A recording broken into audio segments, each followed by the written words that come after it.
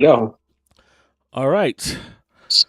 Welcome back to Real Talk with Devin Morgan and Mr. Jones.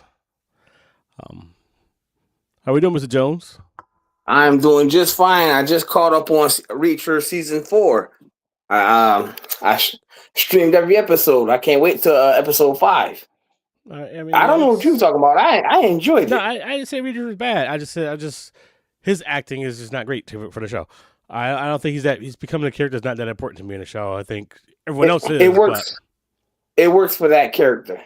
yeah, he's fine. It definitely works for that character. I don't mind him. I'm enjoying the other characters a little more than I enjoy him. Right? I think they fit him. Yeah. And I think especially in this season, I don't know what it is. The fact that none of the characters are former military or have any connection with him, it just seems to mesh. Yeah. I don't know what it is, but it seems to mesh, and I like it.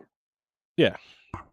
I just overall it's fine. I say it's not a bad show. I'd say it was a bad show. I'm still enjoying it. I just was just like him is just like I don't know. Something about it just not.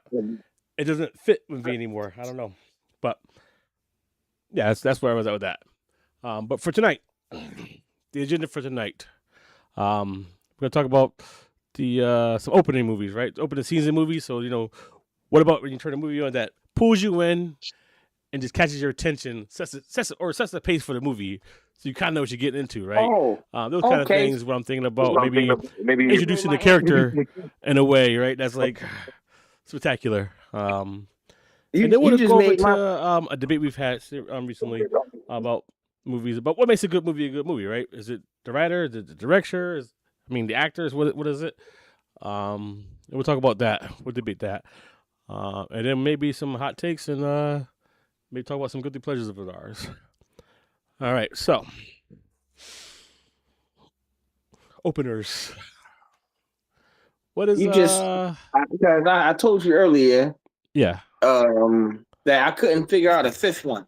Okay. By you setting that standard, you just clarified everything for me. So now, let me start off with this before I forget. Top openers, I would say Armageddon. With the Charlton Heston's voice. Yeah. Narrating, and then you see the asteroid hit the earth, and then he narrates. It was just so beautiful hearing his fucking. I don't know what it is about his voice. Okay. But it just. And then you hear the ominous music in the background. Even though it's a Michael Bay fan and everybody has their opinions of Michael Bay and how everything has to blow up 3 times. But I thoroughly enjoyed Armageddon, especially when I was at the movies. When I saw that opening scene, it kind of scared the shit out of me. It really did scare me. We saw it in the theaters when we was kids. Yeah, it's like, oh shit, they could actually be in danger. I really thought that just from that opening scene with his voice. And I think that was the last time he actually was on screen, right before he died. I don't know. He wasn't really on screen, but his voice was. Yeah, he died shortly after that, I believe. Or was it? Yeah, that was it. Planet of the Apes. He died after that. I know that. I don't know. I'm not sure. The one with Mark Wahlberg, the one that no one likes. So I can't remember. All right. So I'll give one of my favorite openers. It's a movie we already discussed several times on here already. I think hopefully this is the last time I bring this movie up, because I don't want to keep talking about this movie because I don't want to turn into this. But it's gonna be The Dark Knight Rises. On Airplane with Bane. Oh, I thought you were gonna mention the other one. You mean the robbery with the Joker one? That was a good scene too. That's a good opening scene. But for me, because Bane is the guy like from that series, him getting captured on purpose, and then you seeing them, this whole team come in there and take over a whole plane, and you got Littlefinger there, and he's talking to Littlefinger. I keep forgetting that's Littlefinger. Yeah, Littlefinger's telling him like, "Yeah, what are you gonna do? I'm gonna hurt you." And they're like, "Nah, it'll be painful for you." And he's so cocky, he just breaks out of his cuffs, and they're there, and they do all that stuff, take over the plane. And as they're leaving with the doctor to do the transfusion, the one guy's getting ready to go out of me. He's like, "Hold on." They expect one of us in a crash. It's like, oh, these guys are dedicated. And that one dude sits down. He's like, "You're right, brother." Then we start the fire. It's like, oh my God. That right there. It's been a while since I've seen that opening scene. because, like I said, anything with Christian Bale with that Batman suit, I'm not a fan of. So I purposely stay away from those, but I will give that another go ahead. I will give that So another I shot. watch it. I watch it just to watch the Bane scenes. I will go on YouTube and just watch Bane scenes.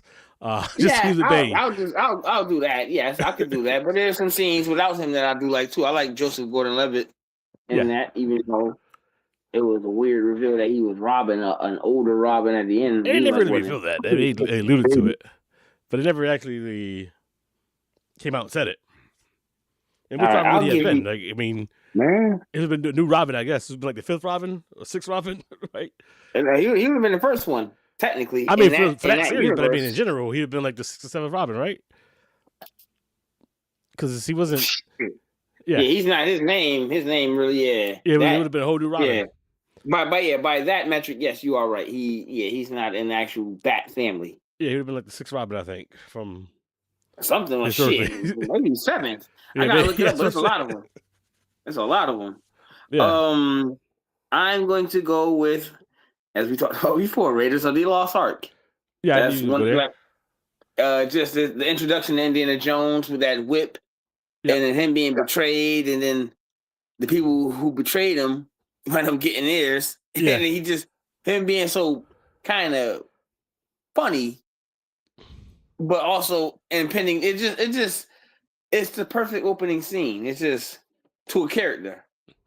Yes, I will say, Raiders of the Lost Ark. And like I said, he does it. He got the bag. That's the way he does the bag. He does the trick with the bag, but it's like, I guess it's off enough for the he's rolling. And there's a young Alfred Molina in that movie too. A lot of people don't realize Doc Ock is in that movie. Yes, a young one. Matter of fact, a lot of people don't realize he's also in what's the name of that alien movie? Oh, Species. Yes. Yeah. Damn, I forgot all about that. Yeah. Okay. But, cool. That's the Raiders of the Lost Ark is a great one. That's probably like what, top 5 of all time if you really had to. I mean, it's an iconic scene, right? I mean, it was in what's that show we watched as kids? You watched that cartoon. It was on part of the cartoon. Muppet Babies had that scene on the intro, right? I'm surprised the Simpsons they do something like that. They always had it as part of the I think it was intro to Muppet Babies when we were kids. That scene was there. But I have to go back and look just to make sure. I'm not 100% on that. How are we doing there? We good here? Okay, cool. All right. So my next one, right? I'm gonna stick it another comic book movie. NIB Blade at the rave. Wait. Oh shit! Damn it! The blood rave. That right there. Because it's like it's cool. The music, everybody jamming, everybody just having a good old time, and this man just shows up and ruins the party. He just shows up. And it's like you don't realize they're vampires until like that's the scary part when everybody just chilling. Yeah, it's just it's a cool nightclub. Yeah, when they expose their fangs, that's the scary part. Yes, when I first saw it, I was like, oh shit, like damn. That scared the hell out of me. And then him just walking in there iconically and just killing everybody and just like, yeah.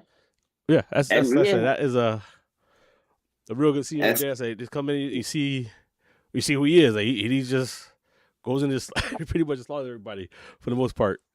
So that right there was one of the great scenes I think because you can sit there just watch it. Yeah, you can watch that over and over.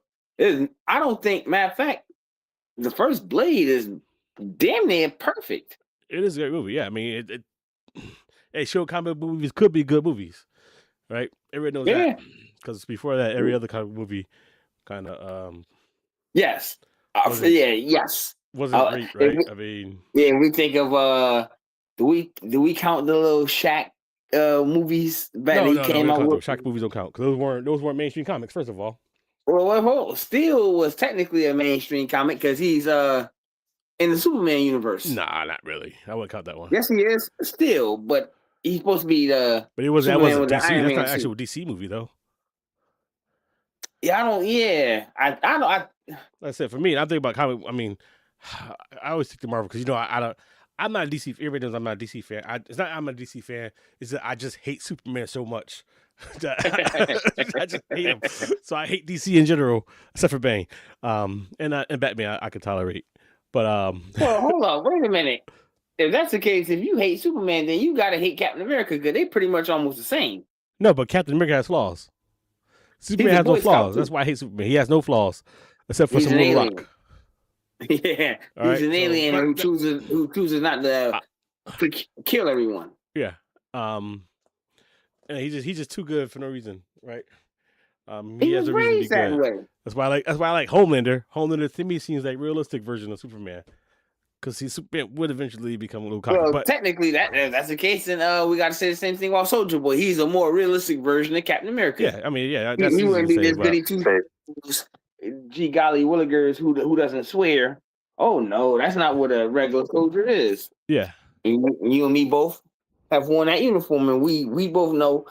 I don't think I had a drill sergeant. He didn't swear. That was the first person in the military I swear that did not swear. That was weird to me. That was phenomenal. All right, we're getting off topic. We got off topic. So we got to stay Okay, on topic. I said Blade. My next one, which is a surprise, but it's not Temple of Doom. Okay, that's the one with the Kalima, right? Kalima. Yep. Is that in the beginning? Scene where is that in the beginning of the movie, or is that towards the end of the movie? Yeah. Or is that the middle? That's the middle and end. But at the beginning scene is when he gets double crossed. How he gets on the flight to get to the Kalima. Okay.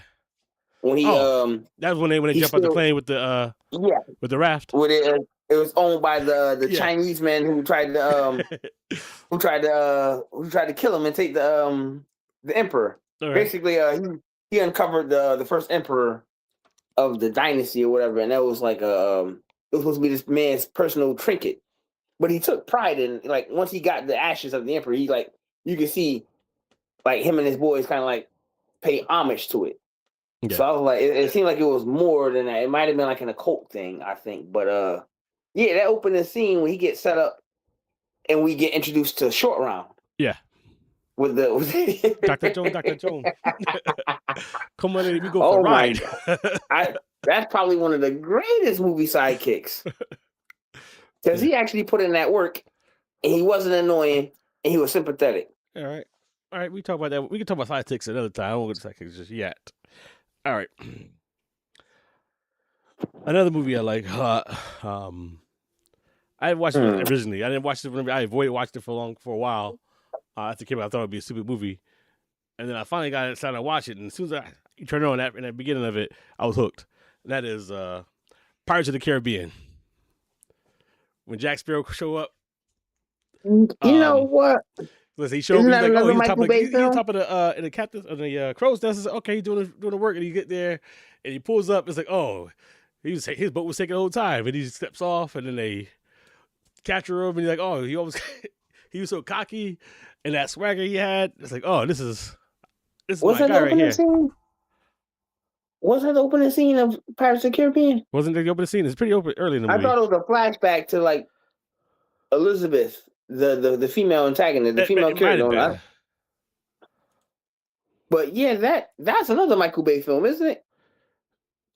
I don't know. Or is that Jerry Bruckheimer? Probably Jerry Bruckheimer, I think. I don't know, because I think Jerry Bruckheimer's more of a producer. Wait, hold up. Isn't Jerry Bruckheimer and Michael Bay, aren't they boys? Didn't they collaborate on numerous movies in the past? And I think isn't Michael Bay like Hollywood ain't that big, right? That's true. That is true. But yeah, Pirates of the Caribbean, that's an interesting one. I would have never thought that. Yeah, the way Jack Sparrow shows up, that right there, gets one list for me. It's one of my favorite scenes. Him coming in there, on that boat, and it's just the whole time is actually just slowly sinking, and he just steps off on the dock just in time. I got one for you, but it's going to have to be a bonus one. So I did think of a sixth one. Yes. All right. So my fourth one would be Jurassic Park. Opening scene with the raptor. Yeah. That was intense. You had all those men with all those guns surrounding this. You couldn't see her. Yeah, you couldn't see her. You see what it was. You see him get pulled in. Yeah, it just made it that more scary and terrifying, especially as a kid. And then when you see the guy get dragged in, and he's trying to grab. At first I was like, "The hell with him!" I was a kid. I'm like, "Man, leave that dude. Like, why would you risk yourself to try to grab him?" Yeah. And then he's screaming, "Shoot her!" And it's like that's so iconic. I could watch that scene over and over just to hear him say it. Yeah. But yeah, that scene and then it fades to white right after it. Right Yeah. after he says shoot her the second time. So that lets you know that the movie we were in for a surprise. Yeah. It would be intense. You know, because I thought Jurassic Park was gonna be like a homey movie, like a family like kind of feel, but it was more horror. That was not a funny movie. I mean, I saw it in theaters, and it was it scared the hell out of me. It was. It was a lot. You know, the scariest scene is when Newman, the fat one, when he gets sprayed in the face. Yeah, when it's inside the truck with him. Yeah, because he and then it because he already got sprayed in the face outside the truck, but it got in the truck with him. Yeah. And then it did the thing and then it started attacking him. I'm like, oh shit. That scared the hell out of me. I can't watch that scene. Even to this day, I'm like, damn. But yeah, Jurassic Park. That opening scene is like, it still stands up. And I don't know where it ranks in the top echelon, but I'm pretty sure a lot of people think. If you look at IMDb, it's pretty high, I believe. It's in the top 250 at least. Shit, I want to say maybe top 10. It should be. I don't know if it's top 10, but it may be. I mean, if it takes, there's a lot of movies in there. If you look at that list is a lot of good things, and you're like, oh, I didn't realize there's this many good movies. But yeah, okay, cool. So next one, for me, my number 4, it's going to be another Christopher Nolan movie. And that's Tenet. You know what? Tenet. I still haven't watched Tenet yet. I still haven't watched it yet. Yeah, the opening scene, so they in there in the back of the truck, get ready to go for that mission into the opera to crazy plan. I never heard of this, but they were going to pump gas because this guy took over the opera house. So they go pump gas to knock everybody out, which is very reckless, I think, because you don't know how much everybody weighs. And then they're on the outside the door, and they start Denzel Washington. John David Washington. They outside stacked up, ready to go inside. And they just take off running and run upstairs up to the top level, and they just because they're not really. It's all like Russian cops or Ukrainian cops, right? Ukraine. They're all Ukrainian cops, but they're not actually. They're CIA. They run upstairs. They go look to try to extract some guy, and then you realize what's going on, and it's the first 5 minutes super intense. Pulled me right in. So that movie, I mean, it's one of my favorite movies. But that scene pulled me right to the beginning of that movie. I'm like, all right, I'm hooked. Like I said, the problem with Christopher Nolan films are you can't just sit there and watch it. It's like I would like to just go downstairs, like, you know what? Let me just watch that real quick. You can't. It takes. Oh God, you really have to sit there and just open your mind. Just you go there open minded. Like I said, I recommend it. I went saw it in theater twice because I thought it was so good. I got it on Blu-ray. I watched it last week.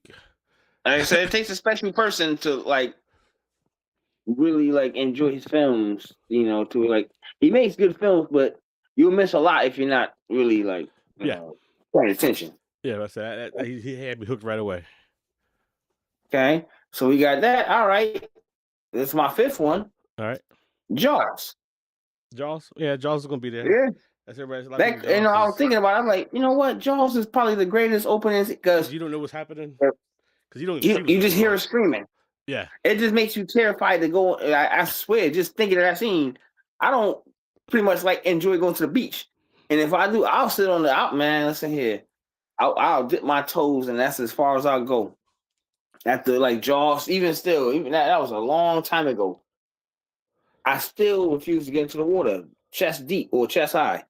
I just So yeah, that's probably one of even to this day it still holds up. It still holds up because you don't see the creature. We all know it's a shark, but you don't see it, and you just see her just screaming and begging. And it's just it's like damn, well, like wow, that gets you hooked right away. And Jaws is more of a horror film. Yeah, I believe it's classified as horror film. Right, but it's more of a. What do you consider this? No, it wouldn't be sci-fi film. No. I have to look, but I'm pretty sure it's a horror. Y'all let us know in the chats if y'all can. I don't know. That's I'm curious about that now. Yeah. I'm very curious about that. Okay, cool. All right. So this movie will be my favorite opening scene of all time. You already probably know what it is, Oh Jesus Christ! and that's gonna be Way to Gun. I can't. A lot of people haven't seen this movie though. Huh? It's a Bryan Singer film. No, it's not Bryan Singer film. It's not a Bryan Singer film. Hold up there. Well, he directed it, didn't he? Nope, he did not direct it. What? We're gonna talk about this in the next section. In our next section. But yeah, he had nothing to do with this movie really. Wow. That's interesting. Yeah. I thought he did. Nope. No, he directed Usual Suspects. But not this one. Greatest movie all the time. It's pretty good. It's a good movie. But yeah, that scene right there. Cause see these two dudes, they just hanging out just outside, sitting in somebody's Benz, and you got Sarah Silverman, and she comes out. I can't say what she was saying, but she swearing these dudes, and it's crazy. Especially when you can't consider it now. You these guys say these things you saying. These guys are pretty much anarchists. They like going around and starting. And they talking to them, and the boyfriend comes up, and then they wasting time, and like, you know what? She push the boyfriend away, just start hitting her in the face. Like, oh my god, it's just wow. And they sit there. And the other dude stumped some other girl, and he gets stumped out, and they both get stumped out by the crowd. And you see him there, that wasn't just their car, right? Huh? That wasn't their car, right? No, that was the dude's car. So why were they messing with his car? Huh? I'm curious. See, that's what I'm curious about. So why they just go on there and just start some shit because they wanted to get troublemakers. They wanted to get into a fight. Yeah, the troublemakers. So they just went and just sat in the car. Wow, that whole time I'm thinking, wow. I saw that. I'm like, that didn't make no sense to me. Yeah, so, but like, yeah, that was interesting. I can't say what they were saying, but I love that scene, and I said that sets that whole movie up. Because you in for a ride for these dudes. These things are like preposterous actions they took here. Sitting in the car to punch the girls in the face, stumping other girls' toes, and then getting stumped out and just taking it. They did. That's yeah. It sounds like some people that just want to get their ass kicked. Like they just like the feel of it. Yeah, I think that's part of it. That's part of it, I believe. Which is that's weird. Why you would want to get that feeling of getting your ass kicked? Is it like an adrenaline rush? Some guys like that. Yeah, probably. I mean, they got nothing else going on for them, right? These dudes are kind of like. Because I saw that in another movie. I saw that in another movie where these Navy, not corpsmen. What would you call Navy MPs? Yes, Navy MPs were trying to. They were messing with some other Navy MPs, and they got to a big brawl in a bar, and they got their ass kicked and thrown through some windows, and they were like, one of the guys was like, man, that felt good. Like, I'm like, is he fucking crazy? Nah, you be some people like that. Like, what was that last year? I was at my boy house, and we met with some other Marines. And these dudes are too old too. Like this dude, one of the dudes is a lawyer. He's mid-40s. He's a lawyer in his mid-40s. And he tries to start a bar fight. It's like, dude, first of all, it's like you're in your 40s and you're a lawyer, man. What are you doing here? Come on, you ready to go? Like, don't do this. And that's why. And that's why I don't go out to bars or clubs, because there are people that sitting there. I'm like, I know I can still do it, but I don't want to be in a bar fight anymore. I don't want to be in a bar fight. They're too old for that. And like, so you're a lawyer. Like, I'm a lawyer. Like, yeah, you're a lawyer, but we still gonna go to jail. We're still going to do all these things. It's not gonna let you go because you're a lawyer. Now, I mean, it's good for you because you got extra business. Hey, and then on top of that, you're not a spry young man anymore. You're not. Yeah, your early 20s when you were in the Marine Corps. He was in Fallujah. He got hurt in Fallujah pretty bad. He got blown up in Fallujah. So he was all messed up. So a bunch of broke both his arms and legs from a blast. He recovered, obviously, but took forever. That's crazy. Your crew is different than mine. My crew in the Army, we didn't go out searching for fights. We just weren't having a good time. This was last year. We never looked for it, but I said this was last year. That's crazy. Yeah, a grown man with kids, I'm assuming. Yes, and you out here still acting like you in your 20s, mid-40s, trying to start a bar fight. It's like, dude, come on, stop. And on top of that, he's a lawyer. Your chin ain't in his 20s no more, so you can't take a punch like you used to. Somebody that's wiry, one of these little skinny cats might lay you out, and all of a sudden now you now you on YouTube for the worst thing. Yeah, being knocked out. Man, eventually, my other boy, we got out of there. But we gotta go. Like, I'm not here to start fights. I'm here to do other things. Like, it's ladies in here. Why are you not worried about the ladies? And now everybody has a camera now. Yeah, everyone has a camera. And that's the last thing. Next, you getting sucker punched and laid out, and it's at your job. You show up to work the next day, and people got security clearance and everything be messed up. I had to show up to my job. Crew members all looking at me, laughing and shit. I look like Suge Knight laid out on the floor when he got knocked out by that barber. Yeah, I wasn't worried about that part. I was worried about going to jail, and now I gotta explain. Well, I got arrested and it's gonna mess my security clearance. Either way is bad. Either way is bad. Yeah, both things. There's no good outcome with that. No. If you win, you get the cops gonna look at you. If you lose, you on YouTube. Yeah, you definitely want that. You're gonna be a permanent meme. So Jesus, it'll keep popping every couple of years too. Oh yeah, that. Every few years, it'll pop back up again. Big compilation videos. Oh my God! You thought you got a compilation video, and your kids see it. Your kids see it. Yeah. Yeah. Your grandkids. Mid-40s, almost 50 years old, trying to start fights. Man, listen here. That's one of the things where I'd move somewhere in the wilderness with a little cabin and make sure I don't have no access to internet. So I can't see that. No one knows where I live, so I relive that shit. I want everybody to miss me. All right, so you said you had a bonus one, right? Damn it. I have a bonus. I can come with a bonus. It wouldn't be a bonus. It's not fair, though. But I would just say that almost any 007 opening. Yes. You know, he pulled you in, right? He's like, oh, what is going on here? Thank you. Yes, you reminded me. GoldenEye. Okay. Yeah, all the 007s have good opening scenes. Yeah. I used to always think Goldfinger was a good opening scene with Sean Connery. I love that opening scene. But GoldenEye is probably the best opening scene in a Bond film ever. And you don't really see his face, and you see him jump off that dam with the wire, and it's like, oh shit! Like, wow, I don't think I've seen 007 do anything like that before. And then like it's just the reveal in the bathroom. It's like, oh wow, with that music. Yeah. It didn't have the best soundtrack of all the 007s, but it started that genre. Like I said, it's not a bad movie. Like I said, I talked about last week how I felt about Golden. Well, I didn't say how I felt about it. I said it's a good movie.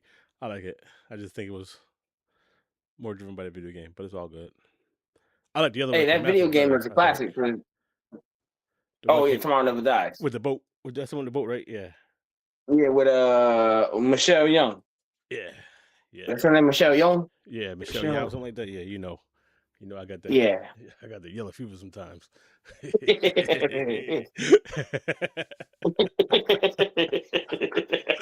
I shouldn't be saying.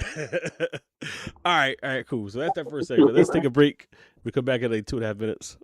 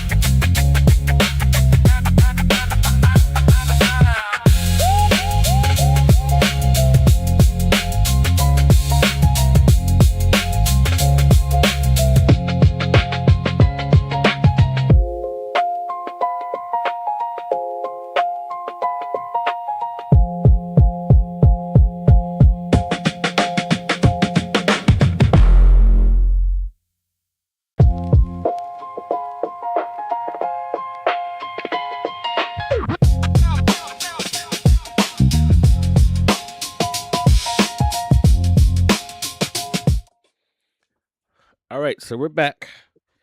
And we're gonna have a little debate, discussion about what makes a good movie, right? Mm-hmm. Who deserves more credit if it's a good movie, right? Is it the writer, the director? I mean, the actors.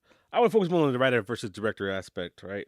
For a particular reason, because well, the writer, he makes a story, he created dialogue.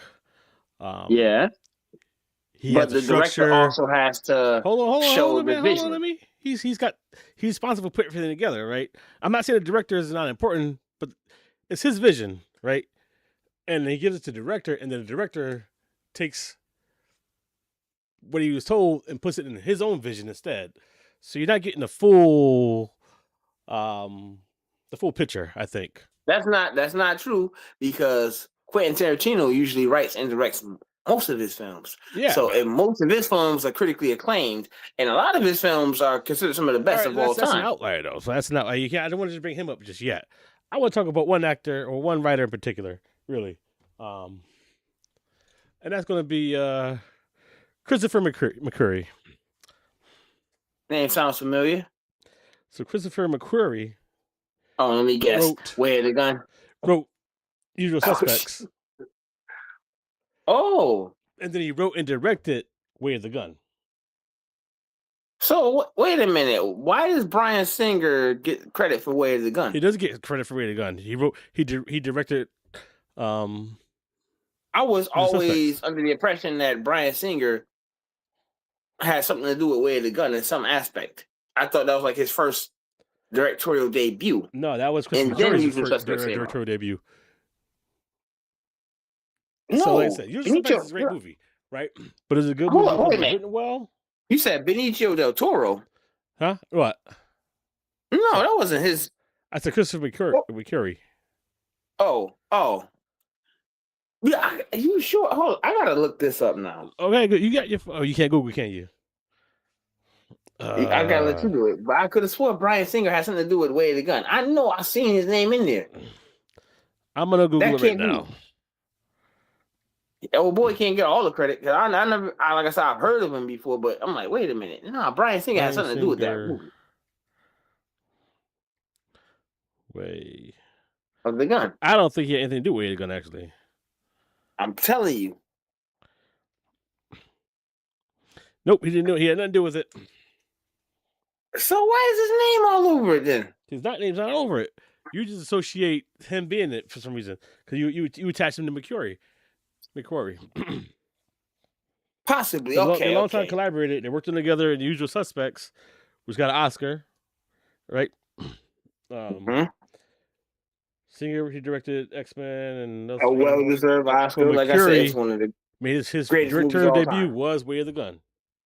So, like I'm saying, that came out after. Wait, hold up. That came out after Usual Suspects. Yeah, Usual Suspects came out in 1995. Way of the Gun came out in like 2000. Oh, it was that far back. 99, 2000. Oh, I thought it was like 96, 97. No, it was like 99, 2000. I could be wrong. Let me double check. 2000. So, like I said, Usual Suspects is a great movie. Yes. So, is it good because of the writing, or is it good because it's directed? It's a combination. You can't have one without the other. It's the storyline first is unique. A drug lord with this mythical background and status. Yeah. And you never really see his face, but you actually seen his face the whole time. But maybe to hear other people talk about him like he's the damn devil, but he's right there in front of you, and that's what makes it even better because he's one of you, and that's what makes it better. But honestly, like the writing and the directing is like it's just almost perfect. And I don't want to say because some people might be like, "Oh, it's not perfect." Yes, I believe it is a perfect film. I don't know. With the perfect score. I think who made that score? John Ottman, I believe. Yes, John Ottman made the score. Yes. That is one of the greatest movie scores. It's the acting. Every actor, bro. Oh my God. Like Stephen Baldwin. Yeah. Like normally you think of him as like a Like you think of him as like in comedies, or Yeah. you don't really take him serious. Yeah. This one, he's Bam, right? Was he Bam? yeah. Oh Not yes, Bam you. Oh Bam. my God, Or was he Barney how Rubble? did He I was forget Barney about Rubble. that? Sorry. Jesus Christ, how do we forget about worst movies? And I forgot about Flintstones. Shit. And I like John Goodman, but I can't watch that movie. And then him as Bam Bam too, yeah, because Not Bam, Stephen but Barney Baldwin. Rubble. I thought it was Barney Rubble. Oh yeah, Barney. Yeah, Yeah, because he was Bam was Barney. the Yep. kid. Bam Bam is the baby. Yep. Yeah. That's Barney's son. But I forgot all about it. But Stephen Baldwin has always played that kind of character, goofy, this and that. But for him to play like a psychopath in this, who doesn't have a problem with killing, and you have Todd Hockney. Oh God, that's the character's name, but I forgot the actor's name. Oh God, damn it. He played in The Odd Couple, and his father was Walter Matthau. I forgot the actor's name. I don't remember. But the character, I liked him. I liked all the characters. Benicio del Toro's character, like they all fit. And Gabriel Byrne, it was just, damn, it was just put together so masterfully. Yeah, and then you had Peter Postlethwaite.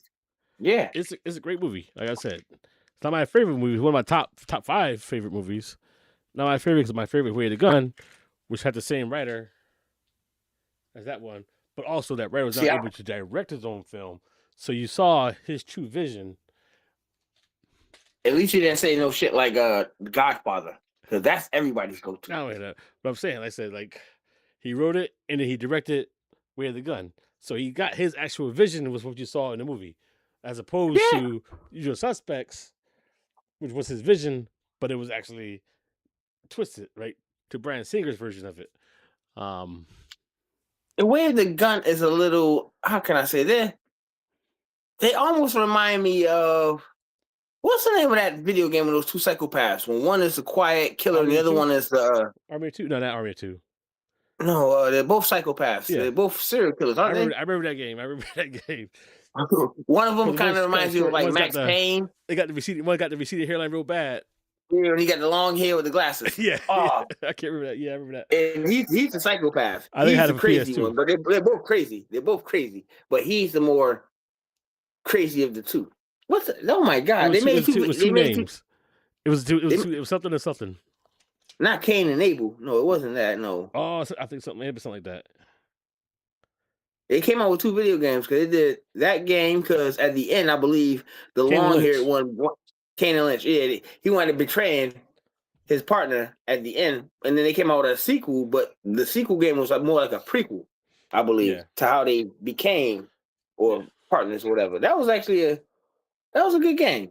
Yeah, it was a good twisted. That's why I think of Way of the Gun. When I think of Way of the Gun, I think of that game. 2 psychopaths, like I said, they love pain for some reason. Yeah. And then the plot of the story was kind of, I'm not going to say sick or twisted, but it was different. Let's put it like that. It was definitely different. Right. And then their role in it was kind of confusing. I got to watch it again. Yeah, I mean, I think I've probably seen it like in that movie because everybody's double crossing everybody. Yeah, that's what threw me off when I watched it the first time. Yeah. So you can't trust anybody in that movie because everybody's got their own hidden agenda. You know what's a good one if we're talking like that? I think, I don't know who wrote and directed, oh my God, the movie with John Malkovich. It's on the tip of my tongue. Not John Malkovich, John Cusack and Ray Liotta. Well, they're all the same character, pretty much. Oh, they're in the mind of the serial killer. Sorry, Identity. Yes, that is a damn good movie. That's a good movie, but I don't know. Right, even to the end, you really don't even know who the killer was. Because at the same time, I know I said the rat is more important. I'm leaning towards that, but then you got to go look at like Stephen King's movies, right? He wrote so many. Well, I mean, they get like different treatments in the screenplays. I mean, yeah. But he's got some like I said. I talked to you last week. You talked about Christine. It was Christine. That's the other one. Maximum Overdrive, and then like Trucks, I think it was, or something like that. They're the same movie. They were Don't from the same forget, story. didn't he do a Graveyard Shift? Yeah, he did that one too. That's a good one. Yeah, Even though everybody kept saying it's a giant rat, no, it was a giant bat. It's a bat. But like I said, there's a lot of movies. He's done so many. He's done. I think he's got like 100+ movies that have been made. Yeah. But like, are the movies good? And don't forget Stephen King adaptations that were made in, that you know that he didn't direct, but someone else directed. He didn't direct, but he didn't actually write the screenplays. They were picked by other people. Then there's like other movie I've seen recently. It was one of the. It was a movie I saw a couple years ago about zombies. There's actually two of them. They came out at the same time. One's the American version, and one is the Korean version, right?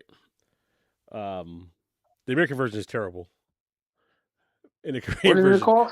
I'm trying to remember. It's called one's called like #Alive, and it was called like Alone. They're the same exact movie. John Malkovich is in the American version. I remember that. I saw the Korean version first. And I was like, oh, this is actually a good zombie movie. And then later on, I don't know, one day I was on TV, I was at home watching this movie, the American version. I'm like, I've not seen this movie before. I'm like, because it felt very similar. And like, I'm like, what's going to happen? I bet this is going to happen next. Like, and it does happen. I finally looked it up. I was like, oh, they're the same writer. There's a lot of that on Netflix too. Yeah, but they had the same writer. But the American director was just terrible. So he ruined that one. When the Korean version was better.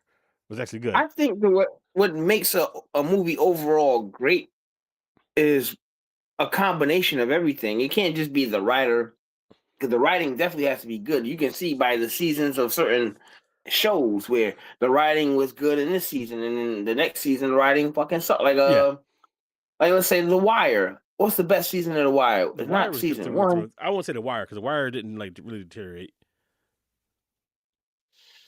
Like you can call it other shows. You can call out Game of Thrones for that deteriorating, right? Yeah. Matter of fact, the writing in season 8 was rushed and sloppy. Yeah, I mean that because they lost source material.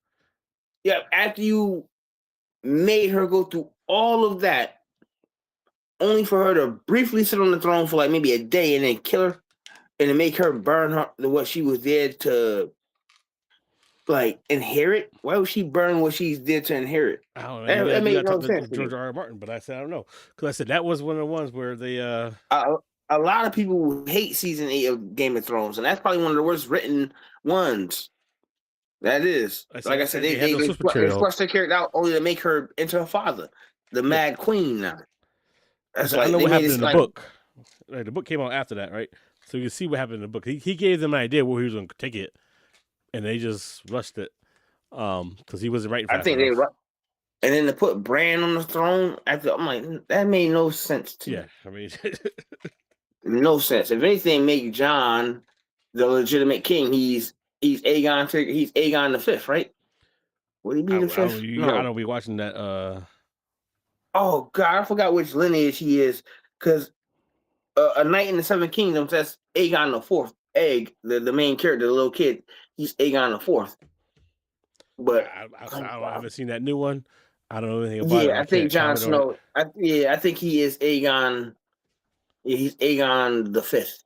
Yes, the wolf raised by a dragon raised by wolves. That's what they call him. Yes, he was raised in the north. So yeah, a dragon raised by wolves. But yeah, the writing in season 8 was sloppy and rushed. So you can see where good writing comes in. You really can in a lot of these movies. But yeah, I think, like you said, everything has to fit. The writing, the directing, the acting, the score. It just, in order to make it a classic film, yes. A good film, maybe 2 of those. A great film, 3. An instant classic, it has to be all 4. The writing, directing, acting, and the score. Okay. And that's not even to mention cinematography, because hell, I like the cinematography for Blade Runner 2049, the one with Ryan Gosling. I like the cinematography for that. One time, but I didn't get enough out of it to. That's the last Blade Runner they came out with, right? Yeah, I think they're making another one, but I didn't care. I mean, it was okay, I guess. I don't remember enough about it. It didn't. I think what it was that everybody was expecting Ryan Gosling's character to be Harrison Ford's son, and they thought it was, but it actually was the girl at the end that was his daughter, and then Ryan Gosling's character died. So yeah, a lot of people I don't know. I mean, I It remember wasn't the watching it. same director. Yeah, I remember watching, but I don't remember anything about it. Matter of fact, I know the only director I know that can span decades is the guy that did Mad Max. What is his name? Oh my God. Oh yeah, He directed Mad Max in the beginning, and then he did the did it original and the again. newest one. Yeah. Oh my God. What was his? It's not George R. Martin, is it? No. No. Well, oh my God, I forgot this guy's name. He's done quite a few movies too. George Miller. Son of a, I knew it. Yeah. I knew it. Yeah. Yeah. I really want to just talk about. I want to try to get you to admit that Way of the Gun is a better movie than Usual Suspects. Sure. Oh, of course not. We're not doing that. Like I said, I seen Way of the Gun one time, Revision. And it's just Way of the Gun was one of those movies where I'm confused. I'm like, I don't understand it. Like you get it, you like it because it's chaos. It's controlled chaos, and you like that. I'm more of a, like I said, I think Usual Suspects is the greatest movie of all time. I didn't get a chance to go see that in theaters. I was robbed of that opportunity to see that in theaters. My father, because he said it was a long movie, he didn't bring me to the movies that night. I wanted to see that reveal at the end. I wanted to be just like everybody else in the theater when they finally revealed Kaiser Soze as Verbal Kint. I missed that in my child. When I saw it on VHS, I love that movie so much. I memorized every freaking scene, every line from every character. That's how much I knew that movie. I love that movie. That score, I downloaded that score. Like, oh my God. That movie has no flaws. No flaws. It's a good movie. I enjoy it. But I think honestly, without saying The Godfather, because everybody's gonna say that, but I really do think it's a combination of writing and directing, and then you have to find the right actors. Yes. To for me, to actually pull off the vision. Getting the writer and director as the same person has always been a thing I like to see in movies. So I know I'm getting unadulterated. It doesn't always work. It might get you a spot in the Cannes Festival, but it's not gonna get you anywhere in the box office. There's some people who can't direct, right? I mean, some people like there's a funny thing like Tim Burton, right?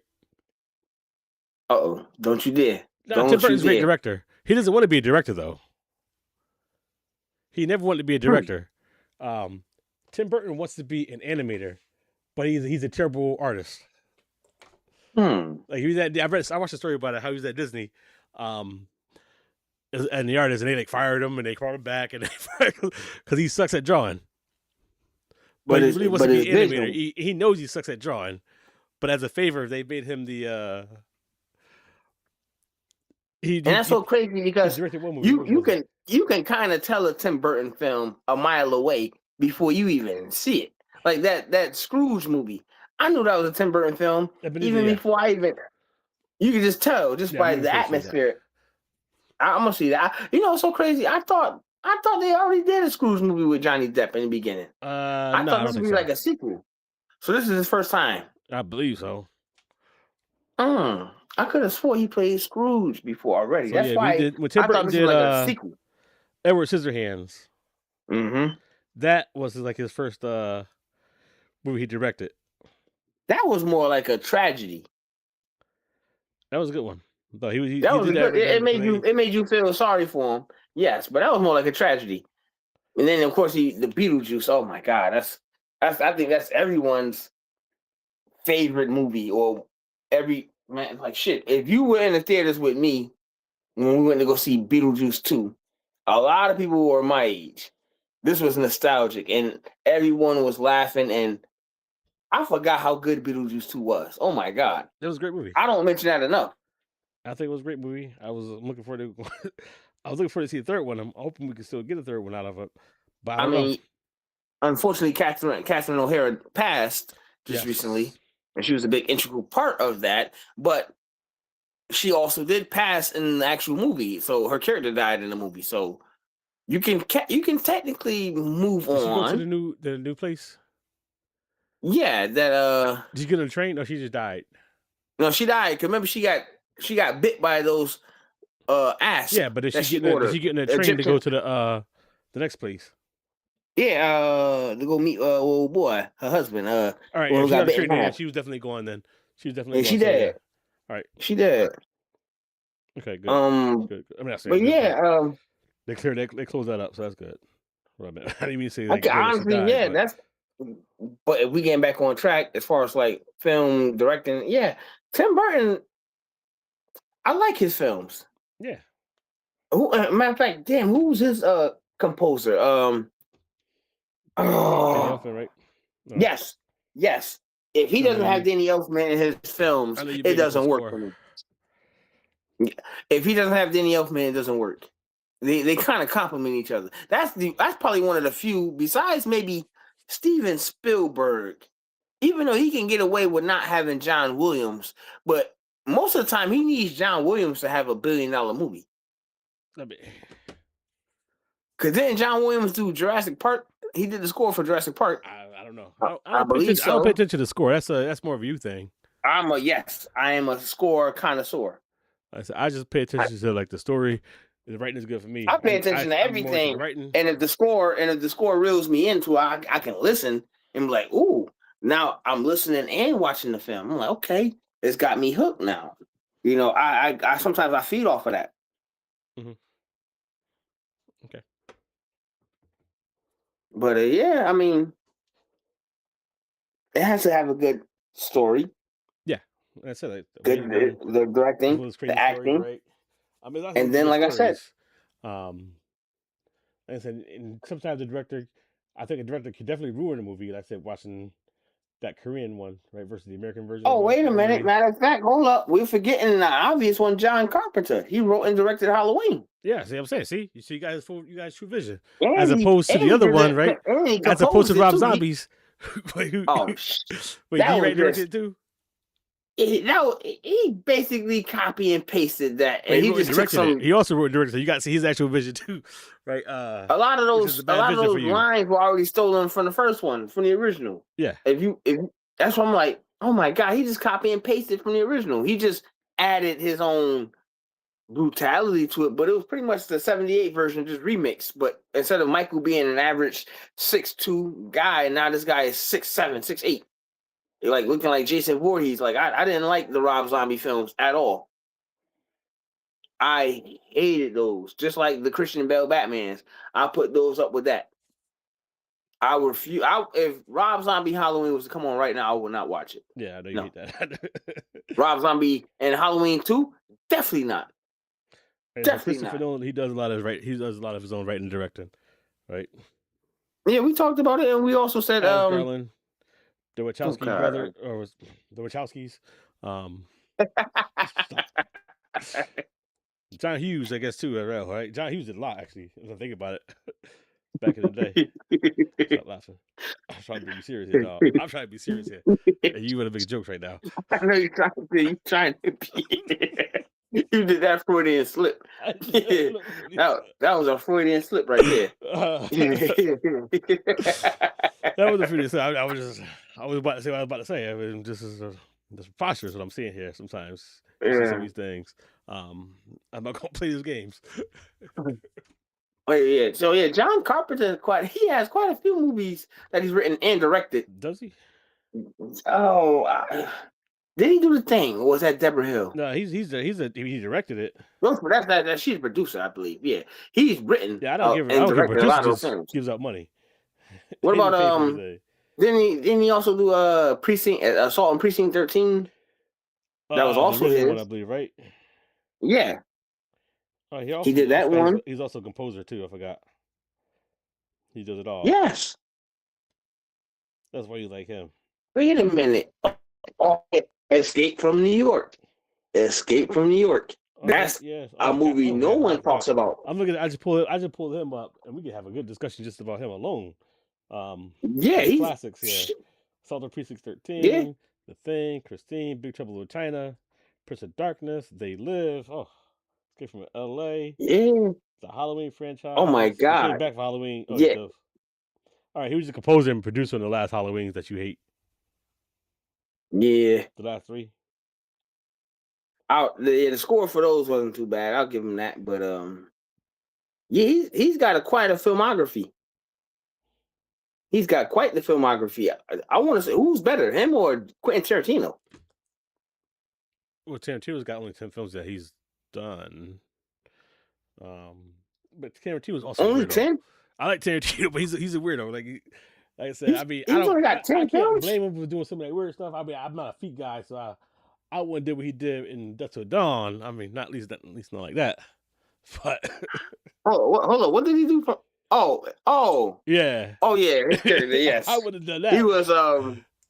He was very creepy in that. He was Yeah. his character was he a serial killer? Yeah, he was a serial killer, but also let's say because he's a feet dude. I don't know how many times he shot that scene. I wonder how many times he shot that scene because he a feet freak. Like the opening. Matter of fact, I think if they would have left From Dusk Till Dawn the way it was, the opening part. Oh damn, that's another one we don't. Wow, that was a good opening scene. I mean, there's lots of movies good opening scenes. I forgot about opening, like how they introduced George Clooney, who you're not really a fan of. No, I didn't say I was not a fan. I said George Clooney makes good. George Clooney's a great actor. He just stars in a lot of terrible movies. I do think, however, if they would have left that movie alone, how it was the opening act, and left it kind of like that with them being on the run, would have been a great movie because it started out great. Yeah, I think the whole movie was great for me. I enjoyed it. Like I his brother enjoyed was the series. a psychopath. They were both psychopaths. Like he was more of the oh my God, controlled psychopath. Yeah. He didn't kill you unless he needed a reason to kill you, but he would kill you. And his brother, he was just straight up killer, psychopath. So yeah, it was. I liked that movie. The opening act. Then when it switched over to the vampires, and then it turned a little. That's why I say John Carpenter can sometimes his movies go left. That is a John Carpenter film, isn't it? No, I don't think he had anything to do that one, did he? Hold up. From Dusk Till Dawn is a John Carpenter film. Let me check. I have it open right now. I believe so. Filmography. Ghost of Mars, Vampires. Who are you thinking of? He had something to do with From Dusk Till Dawn, I believe. Well, I guess he's the one he directed. He didn't direct this one. So let me see. Oh, was that Guillermo del Toro? No. Or was that Robert Rodriguez that did From Dusk Till Dawn? Robert Rodriguez.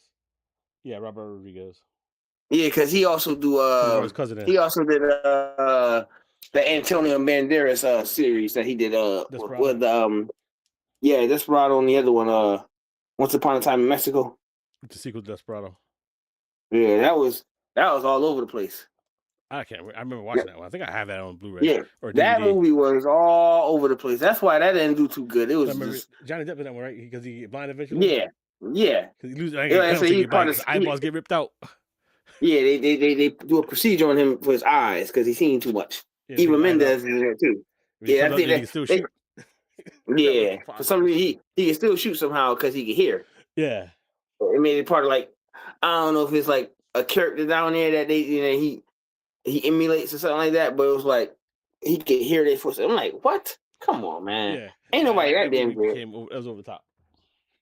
Yeah, but that's what it was. Yeah, it was very over the top. And he killed the chef because the food was too good. Remember, he made pernil or something like that. He made pork.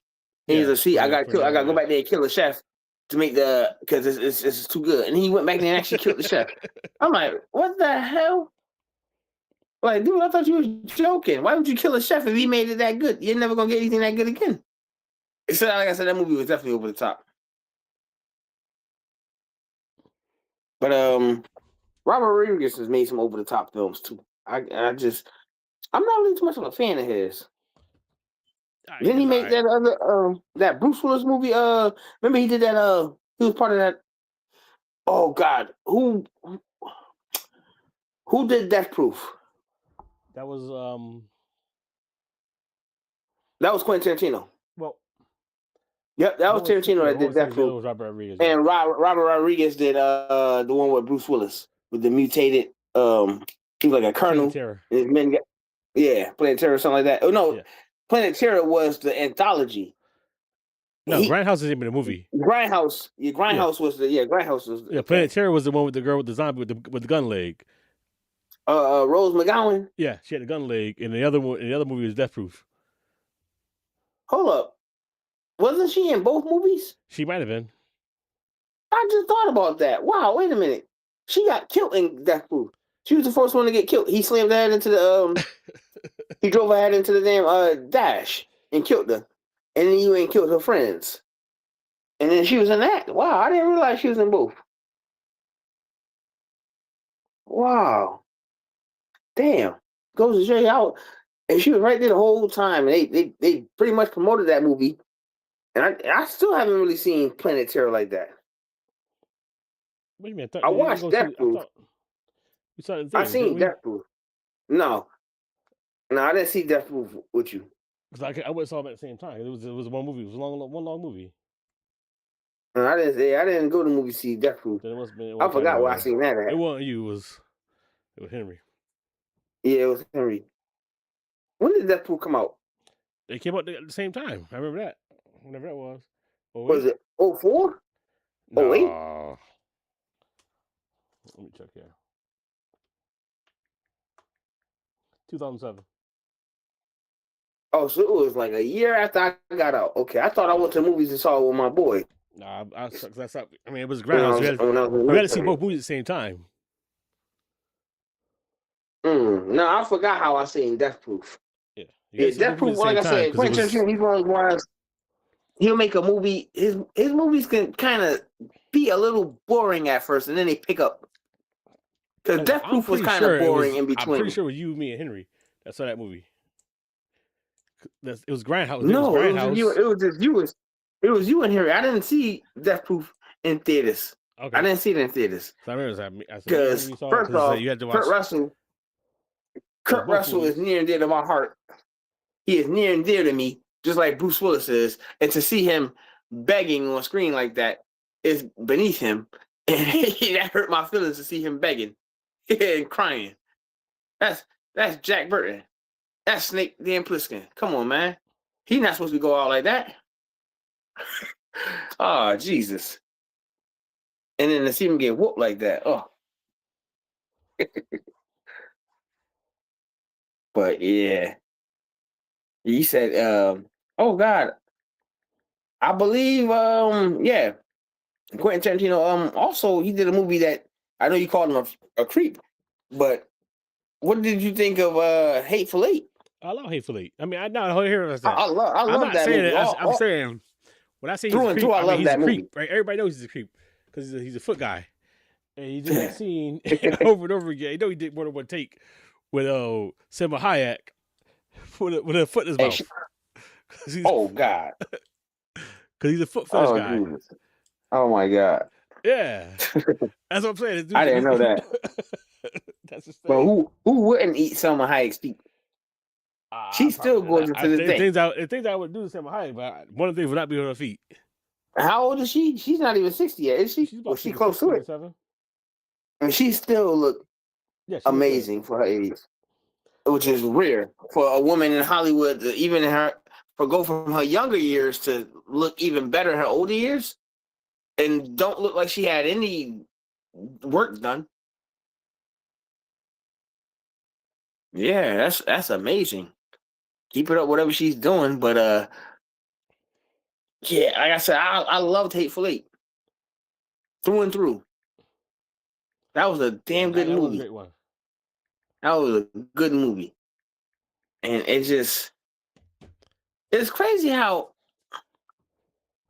Yeah, I think Quentin Tarantino took the John Carpenter route where he basically killed everyone, like he did in The Thing, where he made them at the end. You don't know if we know MacReady isn't the Thing because he killed the Thing, so we know he isn't that. It wouldn't kill itself. Come on, it was self-preservation. He wouldn't kill a version of himself. Yes, he would. If he got No, he wouldn't. Why would he kill a version of himself when he needed to survive? Because he needed one. He Like needed one version to survive. He the needed whole one to thing is to survive. come on Earth and the whole thing is to come on Earth and survive and take over. Why would you kill a version of yourself or kill your own kind? No, he wasn't the thing. And I don't think is it Keith David? Yes, Keith David. Yes. Was it David or Keith? It's Keith God David. damn it. It's Keith David. Yeah, Keith David. Yes. I don't think he was the thing either. Because I believe if you do a close up, he still had his earring in his ear. Because they can't make metal. Yeah, they can't duplicate metal. And he looked out of breath, and he wasn't gonna kill Kurt Russell because they were both too tired, and it didn't make any sense for him to kill Kurt Russell if he was a thing because they're both trapped out there in the snow. And they drank after each other, so I don't think he was the thing either. I don't think so. Yeah. And that's one of the things that John Carpenter, he pissed me off with that, but he did it so perfectly. A lot of directors do that. I mean, sometimes, I don't know.